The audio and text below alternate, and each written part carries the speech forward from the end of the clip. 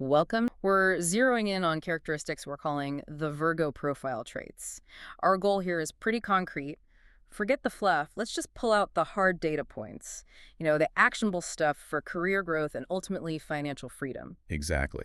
We're looking at the consistent patterns here. Things like that. Fierce attention to detail, the real drive for order, and this motivation that seems rooted in service.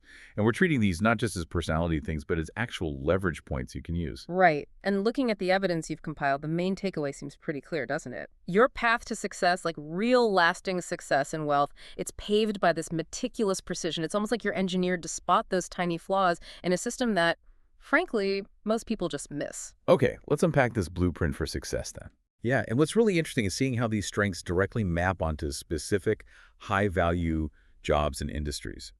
But we do need to be a bit critical here. We have to separate the truly unique strengths, the ones that really command a premium in the market, from what are, let's be honest, just good habits everyone should have anyway, like basic financial discipline. Good point. Agreed. Let's start with the workplace then.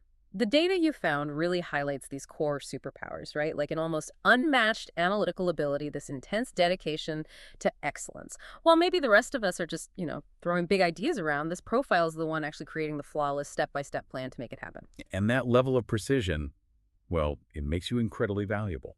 Often hard to replace, actually. The analysis pointed to fields where this pays off big time. Things like specialized finance roles, deep data analysis, scientific research, also high-level editing, complex project management, anything in regulated areas like pharma. These aren't people who just do the job. They kind of perfect the operating manual for the job itself. That builds reputation and wealth. And it seems connected to a desire to be helpful to serve. The notes suggest this natural inclination to stabilize things, fix what's broken, constantly refine systems. This profile seems to thrive when the goals are crystal clear and they get the autonomy to deliver that perfect, efficient result. That service motivation is interesting. It's great for quality, absolutely. But it also brings us to the first, maybe, serious caveat we need to consider. If we connect that drive to the bigger picture, sometimes this constant refining of what already exists can almost become a shield. Way to avoid those big, messy ideas that require more risk, more stepping into the unknown, pioneering, really. So if they're always refining, maybe they're rarely innovating. Is that the idea? That's precisely the risk. You can hit a kind of career ceiling. Refining is valuable, no question. But pioneering something totally new, something disruptive, that's often higher value in the long run. The data suggests this profile needs to watch out for maybe avoiding those uncomfortable, ambiguous situations, the very situations that often lead to exponential growth because they prefer the comfort of, say, the perfect audit. Okay, that leads us right into the biggest mental block identified across the sources, this perfectionism trap. Absolutely. The research is really clear on this. This same commitment to detail, if you don't keep it in check, it leads straight to crippling analysis paralysis. We're talking about getting so bogged down debating tiny details like, should the chart be green or blue? How exactly should we word footnote 5? That you actually miss the deadline altogether. Yeah, and let's be honest, even when the work is delivered, that internal critic is just relentless, isn't it? It must be exhausting living with that constant voice saying, it's not quite good enough, even if the client or your boss is perfectly happy. Professionally, that's a huge time sink. And probably the most crucial piece of advice, the most valuable nugget from this analysis is the need to embrace the idea of excellent enough. Okay, but that sounds like a massive mental shift. How do you actually do that? How do you implement excellent enough when your whole professional identity feels built on flawlessness? Well, the first step seems to be reframing what excellence even means. It's subjective, right? The source material argues you have to define the point where you get diminishing returns. Is spending another 4 hours polishing a report to fix some tiny, non-critical detail really worth losing 4 hours you could spend on, say, business development or learning a new skill? Okay, but what if the work genuinely demands near-perfect precision, like financial reporting or maybe medical research? How do they get over that fundamental fear that excellent enough could actually lead to disaster? That's where delegation becomes critical, mandatory, not just optional. The analysis really stresses learning to trust qualified people you work with, partners, team members. You have to get comfortable with the idea that even if a delegated task isn't done exactly the way you would have done it, maybe the formatting's slightly different or the phrasing isn't perfect, the result is still good enough to move things forward. If you feel you have to personally check every single tiny detail yourself, you simply cannot scale. You can't grow your practice or move up in management. That's the ceiling. The cost of keeping 100% control is basically limited growth. Wow. That's a really strong case for letting go, even when it feels unnatural. Okay, let's pivot hard now to the money side. Because this focus on order, it seems like it sets up a fantastic foundation financially.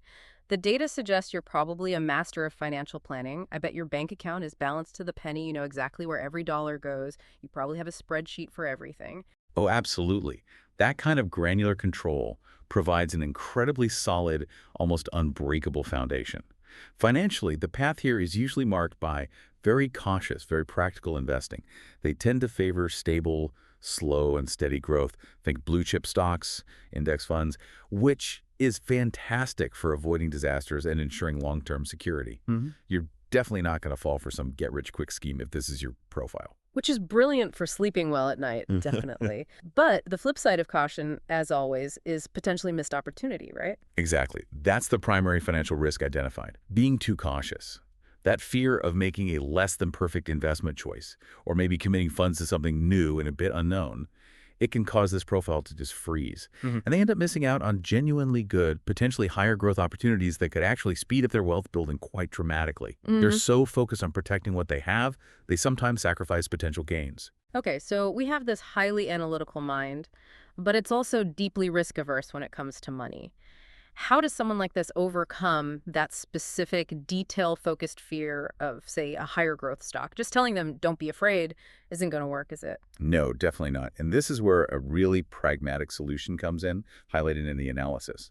The controlled experiment. It's clever. The analysis doesn't suggest suddenly becoming a reckless day trader, not at all. Instead, it recommends setting aside a small, specific, and non-critical portion of the investment portfolio, maybe like 5, maybe 10%, tops for slightly higher growth, but still calculated risks. A controlled experiment. And what makes that okay for this kind of mindset? It's how you frame it. It's presented as a calculated learning experience, not just a gamble. This profile needs data. They need metrics. So the advice is, track the performance of this small experimental slice of the portfolio rigorously. Treat it like a data set you're analyzing.